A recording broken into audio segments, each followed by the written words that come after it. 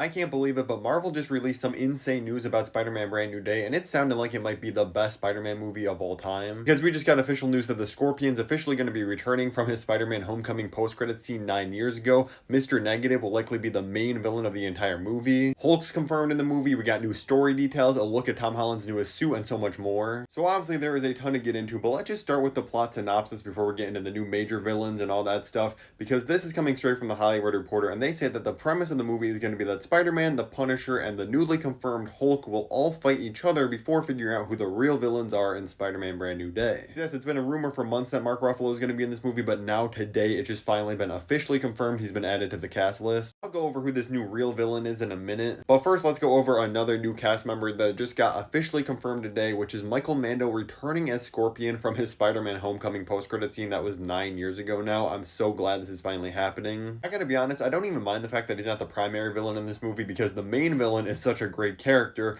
and I'm just happy that he's coming back to finally reprise his role as this character because it was such a great casting that just felt wasted since they never did anything with that post-credit scene, but now it's finally going to pay off. Plus, I was reporting on leaks about him and the other villain that I'm going to talk about in a second months ago, so I'm so happy it's finally all confirmed. But yes, we now know that the main villain in the movie from photos of the set is officially going to be Mr. Negative. He is finally joining the MCU, and I cannot wait to see this. Now, the way we know he's going to be in the movie is because on the set of the film, which they're filming out literally in the middle of the street, so a bunch of people from the public can see what's going on, we can see on this one tank this little red logo here. This logo belongs to none other than the inner demons, who are obviously Mr. Negative's like almost cult that he has running around doing his dirty work. So I'm super excited that we're going to be seeing this in the film. So based on all this information, like the plot synopsis, Mr. Negative being in the movie, and other set photos we've seen, it seems very likely that the conflict is going to kind of arise between Peter Parker and Punisher, because the Punisher is going to try to kill the Scorpion, and obviously Peter Parker doesn't want to just kill people. That's how the conflict's going to arise between them. And then the reason Hulk gets involved is because Mr. Negative is actually going to do something to him to release the savage Hulk inside of him and send him on a rampage. Because we also know that nearly 60 roads in Glasgow where they're filming the movie are being closed for the production of this film, so they're going to have some insane huge action sequence at the beginning of this movie. As I mentioned earlier, we also got a brand new look at the suit officially released from all the Marvel Studios and Sony accounts. Now it's just this like 7-second video that's very dark and hard to see. This is the best image of it. You can see this very close-up image, the kind of dark red colors